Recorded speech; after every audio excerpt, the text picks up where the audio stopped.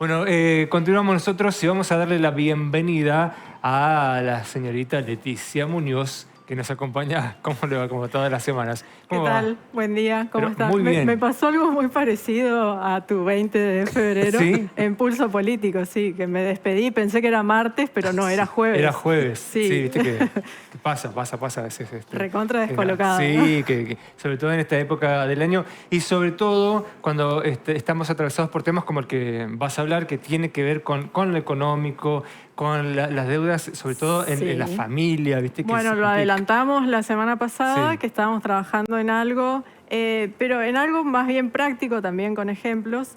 Pero vamos a repasar primero qué dimensiones tiene Sí. el endeudamiento familiar, cuán grave es. Y también, más adelante, en el caso de personas que estén endeudadas, qué pueden hacer para sanear sus finanzas. Vamos a tener más adelante, como dije, un entrevistado. Una persona que hoy toma un crédito en un banco o en una billetera virtual Sí. puede llegar a pagar al final de ese crédito entre 48 y 80% más de lo que pidió. Esa es la dimensión del problema que vamos a abordar, teniendo en cuenta esos datos y que la inflación corre más o menos al 30% anual. Este año va a estar en torno al 23, 24, 25, pero lo que terminamos pagando por un crédito es muy superior a la inflación y es muy superior también a la evolución de los ingresos. ¿Qué pasó con los ingresos? Hablamos siempre de ingresos formales.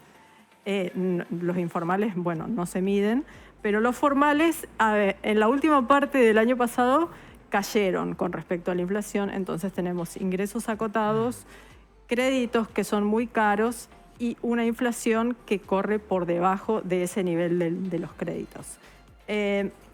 La semana pasada se conoció un informe de bancos que elabora el Banco Central con un concepto que va ganando terreno, la irregularidad del crédito, que ya lo hemos hablado acá cuando hablamos con el diputado Guillermo Michel, que tenía una propuesta para resolver el endeudamiento de las familias.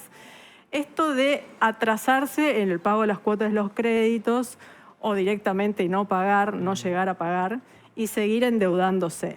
Esa es la irregularidad. Claro, porque no es que quede ahí, hay que saber que sigue Sí. corriendo Totalmente. Pero bueno, los bancos están registrando esto, la irregularidad del crédito, sobre todo en el segmento de familias. Tenemos una primera placa porque se conocieron la semana pasada los datos de diciembre de 2025. Acá está. La cartera irregular total del sector privado, estos son los préstamos de los bancos públicos y privados, registra una mora del 9,3%. Alta. Esto es a diciembre. ¿Por qué sabemos que es alta, 9,3%? Porque en noviembre de 2023 era del 4,2%. Ah, sí. Es mucho. Es mucho. Creció mucho. Esto es un nivel histórico desde que se elabora la serie. Dentro de la cartera del sector privado tenemos préstamos personales. Esto es segmento familias, préstamos y tarjetas. La irregularidad de pago está en el 12%, también creció mucho y está en niveles históricos, y la mora con las tarjetas de crédito en el 9,3%. Con respecto a las tarjetas de crédito, era de 1,7% en noviembre de 2023. Siempre tomamos como parámetro noviembre de 2023 porque es justo el mes anterior al cambio de gobierno y este nivel es en los últimos 2 años. Todos los niveles están en rangos históricos y récord. Entonces, mes a mes, más o menos a partir de septiembre-octubre, viene creciendo y viene marcando récord, sobre todo el segmento que refiere a las familias, a los hogares y a cómo se endeudan los hogares. Bueno, esto en cuanto al informe de bancos del Banco Central. Además, por ejemplo, ¿qué datos hay que mirar antes de tomar un crédito? Aunque bueno, la necesidad por ahí te lleva y vos no mirás mucho los datos que te ofrece el banco. No hay mucha planificación previa y no le das mucha pelota a los datos, pero por ejemplo, vas a una página de un banco a tomar un crédito y te salen un montón de siglas como TNA, TA, TEM, son todas tasas. Que para muchos es como chino básico. Chino básico, Sí, sí. bueno, todas esas son distintas tasas de interés anualizadas del costo que va a tener el crédito, pero es importante, y los especialistas insisten mucho en esto, que lo que hay que mirar es el costo financiero total, el Bien. CFT. El costo financiero total de un crédito contiene además, expresa el costo, los trámites administrativos de los bancos para otorgar esos créditos y tiene un componente de impuestos. Ahí está el Bien. IVA que se paga. Entonces, el costo financiero total es como el costo que engloba todo. Ahí hay que poner la lupa, entonces. Ahí hay que poner la lupa. Eso es lo que te va a costar a vos tomar un crédito. Bueno, y dos últimos ejemplos antes de ir a nuestra placa de ejemplo. Por ejemplo, ¿cuánto cuesta en intereses si yo uso la tarjeta y mi tarjeta no tiene cuotas? Hay algunas tarjetas que tienen cuotas sin interés, hay otras que no tienen. Claro. Bueno, un interés de una tarjeta más o menos promedio está en 7% mensual.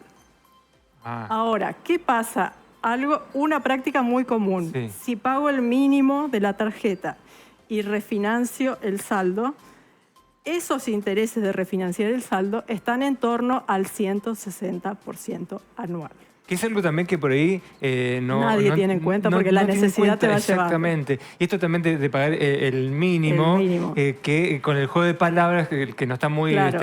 avivado en ese, bueno, sí, voy al mínimo y no el total. Y Y ahí el también es uno de los primeros errores que Sí, se cometen. se lo vamos a preguntar también a nuestro entrevistado, pero bueno, a veces no te queda otra. Sí. Llegas a pagar el mínimo y hasta ahí te dio tu ingreso. Claro, Esa es una sí, realidad. es verdad. Pero bueno, entras también en una bola de nieve con el resto que te queda a pagar de la tarjeta. Bueno, veamos un ejemplo que armamos con Giovanni de cuánto nos cuesta solicitar un préstamo personal en bancos y en una billetera. Bien. Hicimos un ejemplo solicitando un préstamo de 200.000 pesos. ¿Ok? Un préstamo en efectivo personal de 200.000 pesos. En 12 cuotas. En el Banco Nación, ahí vemos CFT-TEA, costo financiero total de la tasa efectiva A lo que anual. hay que prestarle atención. Ahí sí. Sí. 102,37% anual. Me queda una cuota. Esto lo informa el Banco Nación, en este caso, tiene un simulador. Vos entrás, igual, esto es para clientes, tenés que ser cliente, pero tiene un simulador y ya te tira todos estos datos. En 12 cuotas, una cuota mensual de 24.665 pesos y vas a terminar pagando, al finalizar las 12 cuotas, 295.980 pesos. De los 200 que habías pedido. Esto es más o menos cerca de un 50% Sí. más. Ahora, ¿qué pasa si pido 200.000 en el nuevo Banco del Chaco? Tiene un costo financiero total un poco más alto, Sí. del 153%. Esto también es para gente que cobra los sueldos a través del Banco De del esa Chaco. entidad, claro. Tenés que ser cliente. Una cuota un poco más alta de 24.797 pesos y termino pagando 297.567 pesos al concluir las 12 cuotas. Bien. ¿Qué pasa si me voy a una billetera virtual, en este caso la más famosa, Mercado Pago? Fíjense el costo financiero que tiene Mercado Pago para los préstamos, 761%. Es mucho más... muchísimo Sí, más. muchísimo Es más mucho. elevado que... En este caso, para un préstamo personal en 6 cuotas, pagamos una cuota de 59.157 pesos y terminamos pagando 354.942. Esto es más o menos un 80% más del original monto que pedí de 200.000. Es decir, que estaría conveniendo. Más No allá te- que pagar... no te conviene No te nada, conviene. pero- Que esto que hablábamos Tendría que ser cliente del Banco Nación. Pero esto Sí. que hablábamos de la necesidad de la gente que por ahí dice, bueno, Sí. necesito, te conviene más, por ejemplo, el Banco Nación o algún otro tipo de banco y no la billetera virtual, como por ejemplo este ejemplo que estamos dando, ¿no? ¿Qué pasa? Las billeteras virtuales son como más accesibles. Los bancos, por supuesto, te piden más Más requisitos. requisitos. Las billeteras virtuales por ahí tienen montos prestables un poco más bajos, aunque también por ahí te piden ingresar tu recibo de sueldo para Sí. acreditar mejores condiciones, pero es como que vos con tus datos básicos ya podés acceder a un préstamo. Por eso, bueno, las tasas las Leti, tasas y los costos son más elevados. ¿Cambian algo la cantidad de cuotas? O sea, que con los bancos Sí. son 12 y con el... Pusimos 12 como un promedio, pero a medida que vos amplías el plazo, se te puede aumentar el interés, por supuesto. Pero a lo que voy es que con una billetera virtual no podés extender tanto el pago. No. Las billeteras virtuales tienen plazos muy cortos. Bien. 6 o 12. ¿Te parece que vamos a Vamos incorporar a al la economista entrevista. Cristian Sí. Ocampo, que Sí. está en contacto con nosotros? El exministro de Hacienda del Chaco y también consultor. Cristian, buen día, bienvenido. Buenos días, ¿cómo están? ¿Qué tal, Leticia? Buenos ¿Qué días tal? a la mesa Buen y día. a la Bueno, audiencia. con Cristian también armamos otra placa que se refiere a cómo están en cuanto a tasas de interés y a lo que cobran por préstamos los bancos del NEA. Acá lo podemos ver. Cristian, ¿cuál era la idea acá? Comparamos el nuevo Banco del Chaco, el Banco de Corrientes y el Banco de Formosa y los distintos productos de crédito que tienen para consumo. Efectivamente, estaba siguiendo tu editorial atentamente, Leticia, mucho para hablar, ¿no es cierto? Sí. Pero puntualmente en este caso lo que mostramos es la región, ¿no es cierto? Cómo están los niveles de tasas, tanto en nuestra provincia, en la banca pública, como en la banca pública de Corrientes y Formosa, y vemos que son más o menos similares las tasas. Los préstamos personales muy similares, y pusimos la de consolidación de deuda, que es una modalidad que tiene la provincia a partir de la operatoria del Banco del Chaco, de poder juntar toda la deuda que mantenga un agente de la administración pública o que cobre por el Banco del Chaco, y unificar en esto que se denomina consolidación de todo el paquete de deuda en una sola deuda, que después vamos a referirnos a eso, la utilidad que puede deparar para un asalariado que hoy se encuentre en una situación de deuda, ¿no es cierto?, con el sistema tanto de tarjeta como de préstamos personales. Y está la modalidad de anticipo de haberes, que es otra de las opciones que se puede disponer para un eventual proceso de reorganización de la deuda del trabajador que se encuentra en esa situación. Bueno, es siguiendo la misma lógica que planteaste, cuánto implica tomar un endeudamiento de un capital más o menos de 100.000 pesos Sí. en las distintas modalidades. A ver, el patrón denominador es que las tasas están extremadamente elevadas. No tienen las tasas de financiación en tarjeta de crédito, en préstamos personales o en la modalidad que quieramos mirar, no guarda relación con, por ejemplo, el índice de inflación proyectado. El índice de inflación proyectado está en un 25% para este año, y vemos estas tasas que están por encima del 100%. Bueno, ¿no? Cristian, Es decir, ¿por qué pasa eso? ¿Por qué ese desfasaje y por qué esa diferencia? bueno, a ver, tiene varios motivos. Primer motivo que puede estar disparando la tasa hacia arriba es la decisión de política monetaria del gobierno nacional. Vemos hoy que los bonos, por ejemplo, para captar deuda por parte o para hacer renovación de deuda por parte del gobierno nacional, están en un 40%, ¿no es cierto?, como tasa de política monetaria, tasa básica.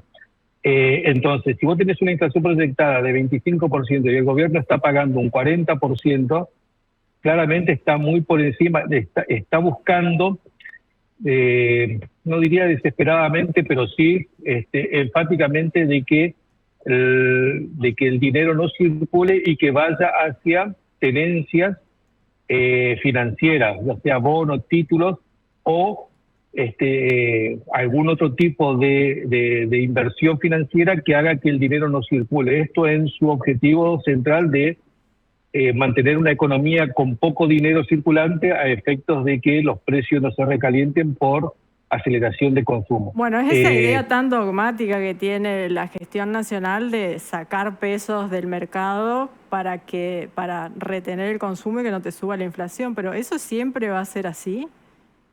No debería, y hoy se está viviendo un proceso complejo en la economía que ya se lo está palpando sino visibilizando con mayor nitidez, que es la estanflación. La estanflación es recesión económica con inflación. Ambos procesos se están dando en simultáneo, es decir, la inflación de enero del 2.9% no es una inflación baja, el gobierno lo festeja como un gran logro.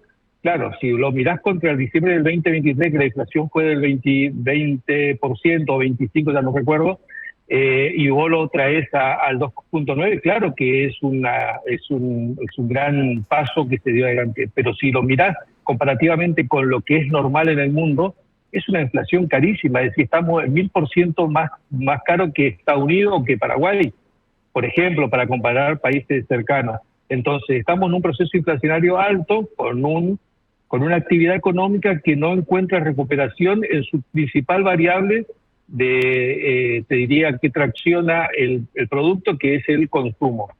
El consumo como variable económica o macroeconómica explica más o menos el 75% del Producto Bruto Nacional.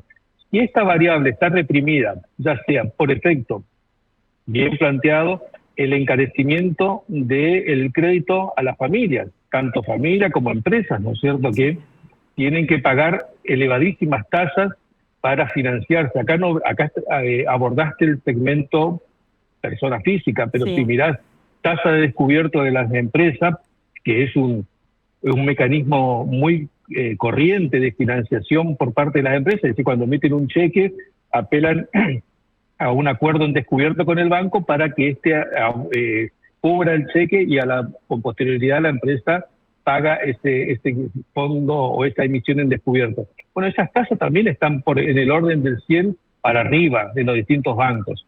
Entonces, todo esto hace de que el financiamiento sea tan caro que hay una contracción muy fuerte del consumo y que está provocando lo que planteabas, que es alarmante, que es el nivel récord de morosidad que existe en el sistema financiero. Un nivel de morosidad más o menos aceptable tendría que andar en el orden del 2 al 3%, que es lo que se estima en cualquier tipo de entidad crediticia como un índice normal de morosidad. Cuando estás hablando de un 9, un 10%, estás en puerta a un paso de la incobrabilidad, ¿no es cierto?, que eso puede poner en riesgo a todo el sistema financiero. Bueno, esos niveles de 2 y algo estaban en 2023, por ejemplo, en el punto de partida. Sí. Ahora, Cristian, ¿cómo hace alguien que está endeudado, que por ahí ya no tiene más opciones de sacar un crédito, para sanear sus finanzas? Mirá, yo lo que aconsejo, hay muchas cuestiones que uno debe, tareas del hogar que uno tiene que hacer de puertas adentro de la casa, que básicamente es acomodar el nivel de gasto a lo que uno dispone. Como primer cuestión es importante eso, porque hay gastos hormigas, como decimos, ¿no es cierto?, que van detrayendo el ingreso o el salario mes a mes sin que lo percibamos como un gasto importante, pero cuando lo sumamos son importantes. Por ejemplo, todo lo que implican los medios como la televisión, como Netflix, todas estas plataformas que se abonan. Nos olvidamos de Netflix, entonces basta de plataformas. Por ejemplo, ¿no es cierto? Pero yo apuntaría como primer cuestión a un esquema de reorganización de las deudas. Por ahí uno, como decís, en la necesidad recurre a una tarjeta, recurre a la otra, recurre a la extensión, recurre al préstamo que tiene a la vuelta, y cuando te das cuenta tenés 4 o 5 fuentes de crédito abiertas que, al no ir cubriendo este pago mínimo, que es un gran negocio para el sistema financiero, total, pagás el mínimo que el saldo te lo refinancia, pero el saldo te lo refinancia en tasas, como vos has visto, de 150, 160%, que son enormes. Y cuando uno suma todo eso, realmente se encuentra en un gasto de interés mensual muy grande, que eso se puede reorganizar. A ver, lo más aconsejable es acercarse a las entidades crediticias y plantear esquemas de flexibilización de pago, o ir a este mecanismo que tenemos en la provincia, que es la consolidación de deudas con el Banco del Chaco. Eso es una herramienta muy buena que tiene quien cobre por el Banco del Chaco su salario, de poder ir y organizar todas las cuentas en una sola deuda, ¿no es cierto?, consolidando y extendiendo el plazo. ¿El beneficio ahí cuál es? ¿La tasa, el mayor plazo? Mira, ¿cuál es? Tenés beneficio en tasa y plazo. Con lo cual podés comprimir y dejar de pagar intereses que estás pagando por distintas fuentes de crédito que tenés abiertas. unificás, bajás el costo de interés y lo prolongás en el tiempo. Sirve para reorganizar el ingreso, las cuentas mensuales, ¿no es cierto? El negocio de los bancos y de la entidad financiera no es que quiebre, por eso te van a abrir puertas de financiación, siempre te van a acompañar a que regularices tu situación, porque como cliente a los bancos les favorece o les conviene tenerte activo, ¿no es cierto? Ahora, No le conviene, decime esto si conviene. Por ejemplo, pagamos el mínimo de la tarjeta de crédito, tenemos que refinanciar el saldo. ¿Conviene hacer eso o no conviene? ¿Qué hago? ¿Saco un préstamo y pago el total, cubro el total de la tarjeta? ¿Qué recomendás con respecto a eso? Mira, primero, si vas a refinanciar, te conviene ir y refinanciar todo, incluso lo que es el mínimo es a refinanciar todo. Hace muy poquito tiempo tuve justamente un caso de una persona que me consultó exactamente esa situación. ¿Qué hago? Tomo la tarjeta, tengo 2 tarjetas, unifico los saldos o saco un préstamo. Y le convenía hacer un préstamo que no era con el Banco del Chaco, pero así y todo era conveniente en esa entidad bancaria para poder cubrir el saldo y quedarse con el préstamo a mayor plazo y por supuesto a mucho menor tasa. La tasa de financiación de las tarjetas de crédito son caras, porque ahí tiene que ganar el banco y la tarjeta de crédito, ¿no es cierto? En cambio, en los préstamos bancarios solamente gana el banco, ¿no es cierto? Ahí sale esa intermediación que la tarjeta de crédito. Por eso, como primer gestión, sé que es tedioso, sé que muchas personas no están familiarizadas con los bancos, ahí hacer largas colas por ahí, pero hay determinada época del mes que los bancos están más descongestionados y en este momento se puede aprovechar para él y seguramente el oficial que lo atienda lo va a guiar en la mejor opción para descomprimir, ¿no es cierto?, lo que es esa carga mensual de intereses que, ya sea por no poder cubrir el total pagando el impuesto mínimo o peor aún, atrasándose en el pago mínimo donde empiezan a aparecer los intereses punitorios, con la consecuencia más grave que es ser sancionado y quedar fuera del sistema crediticio, que eso complicaría aún más la situación de quien esté en esa situación de deuda, ¿no es cierto? La última, Cristian.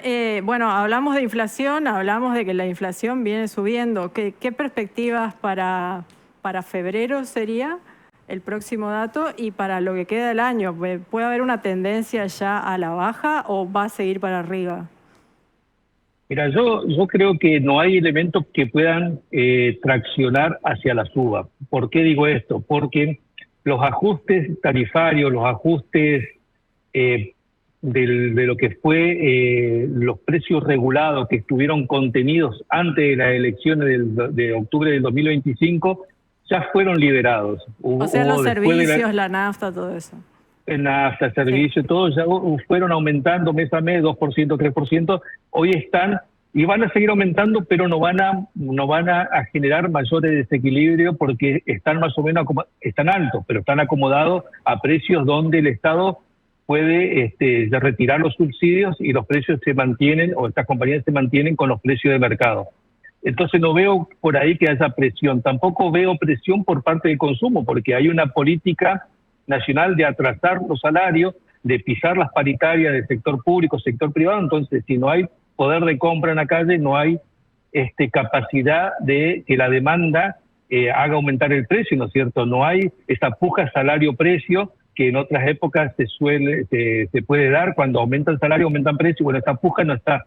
Entonces veo poco combustible para correr a los precios y con una macro estable a partir de que en marzo, abril empiecen a ingresar dólares de la cosecha, vamos a tener un tipo de cambio estable, que es otro de los grandes anclas que tiene el gobierno para que no se le dispare la inflación. Entonces veo una inflación estabilizada o desacelerándose, pero ahí no termina el problema. Veo una complicación en la actividad económica. Si no hay una política que permita un desahogo al consumo, estoy viendo un panorama recesivo en lo que, a la par de que esta inflación se mantenga constante. Creo que este tema que abordás sería un muy buen punto de partida para que el gobierno tome algún tipo de acción y genere un programa de desendeudamiento nacional para todo aquello que hoy se encuentre en esta situación. El proyecto que abordaste con un entrevistado o con un diputado nacional me parecía una muy buena opción, ya que el ANSES, a través del Fondo de Garantía y Sustentabilidad, tiene la capacidad, tanto en cuanto a liquidez como a manejo de tasa, para poder crear un esquema de desendeudamiento de la familia argentina. Y por ahí Sí. podría haber dirección al consumo, ¿no es cierto? Cuando se liberan fondos, la gente, el ciudadano o los trabajadores podrían empezar a mejorar su consumo. Bueno, no veo en ese tipo de medidas el estilo de las que tomaría este gobierno. Pero yo tampoco las veo, pero el hecho de el cierre de FATE, Sí. el anuncio de cierre de Pauni, que son dos grandes que hacen ruido, pero ya cerraron más de 20.000 empresas en Argentina. Y eso en algún momento va a empezar a presionar al gobierno. El gobierno no gobierna para nadie, gobierna para un pueblo y tiene que estar atento a lo que está sucediendo en la sociedad, que se está complicando con las tasas de desempleo, con la pérdida de poder adquisitivo, y eso va a generar algún tipo de presión y hemos visto también que este presidente o el gobierno son bastante pragmáticos, por ahí son dogmáticos para algunas cuestiones, pero en algunos otros casos pegaron el giro, ¿no es cierto? Yo creo que más pronto que tarde tendrían que hacer algo respecto de la actividad económica que se viene cayendo o no viene creciendo hace 10 meses ya, según el EMAE, ¿no es cierto?, que es el índice que mide la actividad económica. Con lo cual es una situación que, por más dogmático, creo que el gobierno tiene que entrar a mirar, porque también es un círculo vicioso que va a hacer que caiga su equilibrio fiscal por pérdida de recaudación. Bien, bueno, Cristian, muchas gracias por estos minutos y por la ayuda con los ejemplos. Bueno, gracias a ustedes, Gracias. que tengan buen día. Muchas gracias. Bueno, y gracias también Leticia Gracias. por acompañarnos. Hasta la próxima. Muy claro todos los ejemplos de cómo también es de salir de una deuda. Bueno, dense de baja en Netflix, empiecen por ahí. Empecemos por ahí. Miremos la letra chica también. Que Miren mucho la letra chica. Sumamente Sí, importante. totalmente. 10:47